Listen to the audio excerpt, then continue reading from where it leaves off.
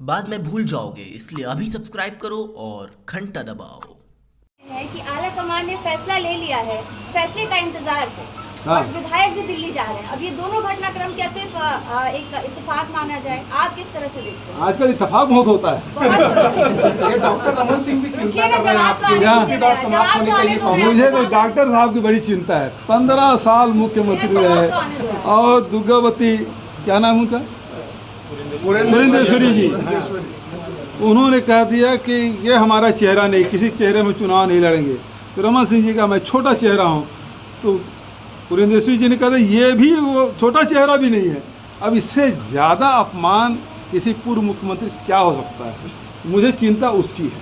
85 MLAs national capital में चले गए हैं और बात बोली जा रही है कि वहाँ पे वो कैंप करेंगे। अच्छा एक बात बताइए, ठीक है वो वहाँ चले गए, यहाँ अभी रायपुर राजधानी में कितने विधायक हैं?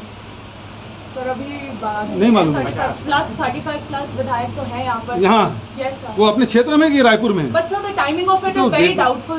कोई डाउटफुल नहीं है।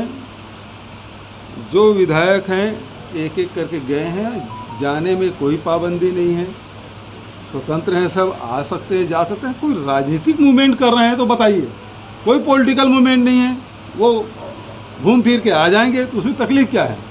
आ जाएंगे तो फिर उतनी खबर छापोगे क्या? वो आ गए। सर लेकिन 25 MLAs साफ और कोई सवाल? डॉक्टर रमन सिंह गांधी जयंती पे बीजेपी भी बढ़ चढ़कर कार्यक्रम कर रही है। डॉक्टर रमन सिंह घूम रहे हैं, खादी का सामान खरीद रहे हैं, क्या कहेंगे बीजेपी के आयोजन? बहुत अच्छी बात है। गांधी जी को पूरे देश और दुनिया उसे मान रहे हैं, और जो गांधी जी को नहीं मानते थे वो लोग भी गांधी के मानने लगे हैं। उससे अच्छी बात क्या है? लेकिन गांधी के विचार को आत्मसात करने की आवश्यकता है। मैंने तो विधानसभा में कहा भी था कि आप गांधी का अपना रहे हैं, बहुत अच्छी बात है, लेकिन गोडसे मुर्दाबाद तो बोलिए। जब मैंने कहा गोडसे मुर्दाबाद, उनके जुबान से एक भी भाजपा विधायकों के मुंह से एक शब्द नहीं निकला। तो जो गांधी की हत्या किए हैं उसका आप मुर्दाबाद का नारा नहीं लगा सकते। तो फिर आप गांधी को मानते हैं तो ये आपकी व्यवस्था ही है, आप मन से नहीं मान रहे हैं गांधी को। तो कि जो सत्य के रास्ते में चलना है, अहिंसा के रास्ते में चलना है, प्रेम के रास्ते में चलना है, समानता भाईचारा के रास्ते में चलना है, तो गांधी का रास्ता ही है जो आपको इस रास्ते पे ले जाएगा। आप छद्म रूप से आप गांधी को नहीं मान सकते। वो लगातार बोल रहे हैं कि केंद्र के पैसे का दुरुपयोग हो रहा है। सांसद सुनील सोनी जी, कैसी केंद्र के पैसों का दुरुपयोग हो रहा है? केंद्र हमारा पैसा नहीं दे रहा। उस दिन प्रधानमंत्री के साथ कार्यक्रम था और उसमें भी मैंने कहा कि हमको पैसा, हमारा पैसा रुका हुआ है, चावल का पैसा रुका 1000 करोड़ रुपया, उसको दे दीजिए। GST का पैसा रुका हुआ उसको दे दीजिए। सेंट्रल हमारे जो एक्साइज के जो पैसा मिलता है वो रुका हुआ है, जो सेंट्रल पूल का हमारी जो पैसा है वो रुका हुआ, उसको हमको दे दीजिए। वो लगातार हम बोल रहे हैं, फिर दुरुपयोग का सवाल ही नहीं उठता। छत्तीसगढ़ रहेगा, पंजाब नहीं हो सकता। छत्तीसगढ़ और पंजाब में केवल एक समानता है, वो समानता ये है कि वो भी अंक से बना हुआ राज्य है, ये भी अंक से बना हुआ राज्य है। वो 5 आबों का है, 5 नदियों का पंजाब, और ये छत्तीसगढ़ का के नाम से छत्तीसगढ़। तो दोनों समानता केवल अंकों से बना हुआ राज्य है, और कोई राज्य का नाम अंकों से नहीं है। ये समानता पंजाब और छत्तीसगढ़ में, और दूसरी कोई समानता नहीं है। मुंगेली में क्या सौगातें देने जा रहे हैं? अब वहाँ जाके देखना किस तरीके का फायदा आने वाले दिनों में दिखेगा? देखिए, पहले भी देश के गाँव में वो गांव स्वावलंबी ही होते थे।